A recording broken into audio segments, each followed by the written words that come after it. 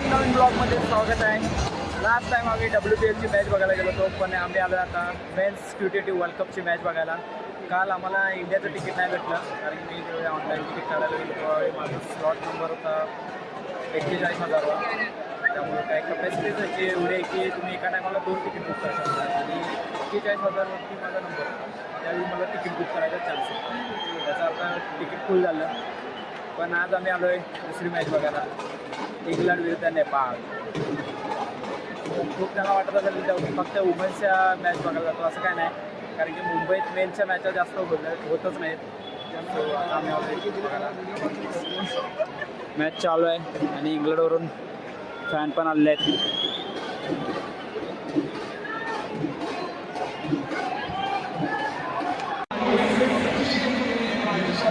मैदान भरलंय, पूर्ण नेपाळ क्राऊड आहे. मुंबईमध्ये जेवढे नेपाळी राहतात ते सगळेच मॅच बघा.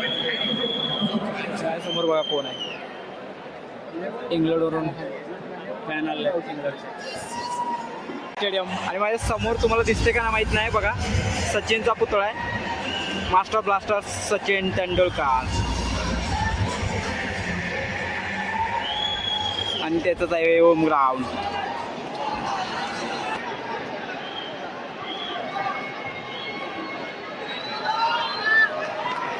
मी काहीतरी विचारत होती फॉरेनर, त्याला कळलंच नाही इंग्लिशमध्ये. आणि प्रत्येक बॉलवर जोश वाढत चाललाय नेपाळीचा.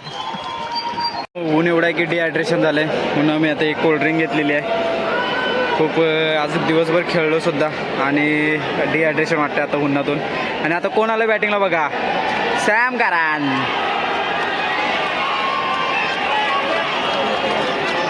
मित्रांनो, हे आहे Wankhede stadium, the iconic Wankhede stadium. 2011चा वर्ल्ड कप इंडिया जिंकला होता ते स्टेडियम आहे. आणि जस्ट त्याच्या बाजूला बघा इकडे काय, मुंबईची आयकॉनिक अशी लोकल जस्ट ग्राउंडच्या बाजूलाच आहे.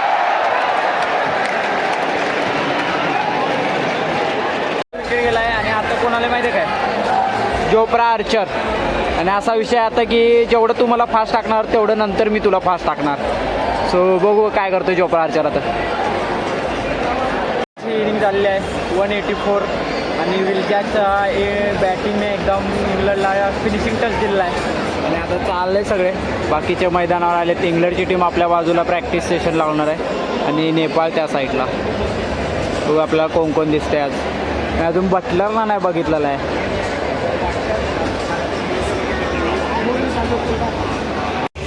मित्रांनो, बटलर शेवटी दिसलाय मला, किपर क्लोज घालून आलेला आहे इथं. आणि अख्खी इंग्लंड टीम आली आहे. बघू, मला वाटतं नेपाळ जवळपास जाईल स्कोरच्या, कारण की नेपाळला मी बघितलं मॅच वगैरे. आणि त्यांच्या इकडे असं स्टँड नाही नेपाळमध्ये मॅचला, पूर्ण नाही असं स्टँडवालं.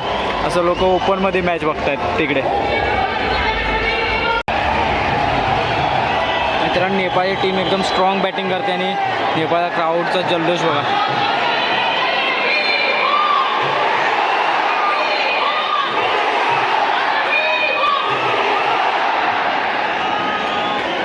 एकदम हाऊस घुमघुमतोय. आणि DY पाटीलवर मी खूप मॅचा बघितल्या, वानखेडेवर पण याच्या अगोदर बघितले मी, आणि त्यात खूप फरक आहे, असं काय नाही, पण खूप फरक आहे. आणि नेपाळचा क्राऊड फुल एकदम जोशमध्ये आला आहे, कारण की नेपाळची पॉवर प्लेमध्ये एकदम ताबडतोब बॅटिंग चालू आहे. Dot ball.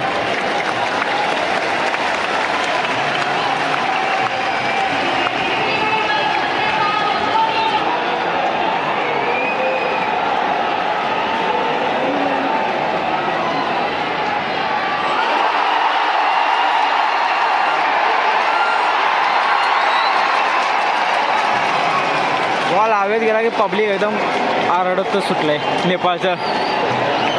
आम्ही नेपाळी. जरा बरं वाटतंय, ऊन जरा कमी झालंय. नेपाळची बॅटिंग चांगली चालू आहे. बघून नेपाळ जिंकतं का, यायला पाहिजे होतं. चालू आहे इकडं जोप्रा आर्चर इकडे आहे. मित्रांनो, 14 ओव्हरी झालेत, 123 धावा झालेल्या आहेत. आणि ड्रिंक्स ब्रेक नंतर परत एकदा इंग्लंड टीम उभा राहिली आहे फील्डवरती. बघू काय होतं मॅचचं. असं वाटतं की नेपाळ आजची मॅच जिंकतं की काय. मित्रांनो हेरी ब्रुकची वाईफ आहे आणि तिची फॅमिली आहे. आणि शेवटी अनुभव हा अनुभव असतो आणि तो असा पैशाने मिळत नसतो. बटलर ब्रुकच्या आधी कॅप्टन होता आणि तो आता ब्रुक आणि बॉलरशी बोलायला गेला आहे बघा.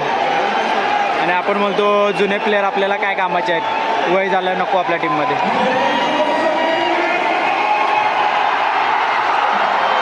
5 बॉल 10. बघू काय होतंय.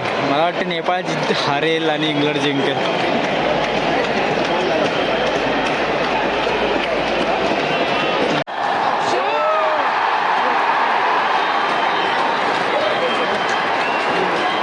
दोन धावा सक्सेसफुल झाल्या आहेत आणि 2 बॉल 6 वरती मॅच आली आहे.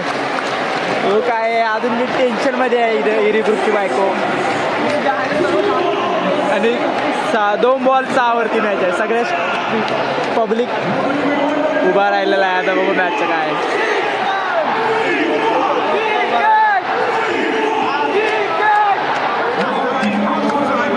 आता काय पण होऊ शकते. चौकाहून 1 रन येऊ शकते. सुपर ओव्हर पण होऊ शकते.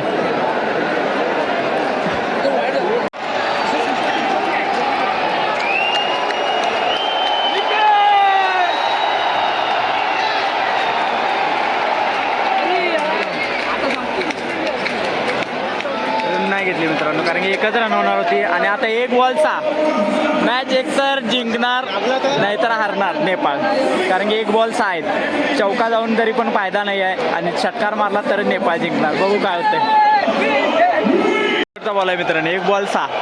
नेपाळ जिंकलं तर षटकार जिंकणार. आणि हा सिंगल.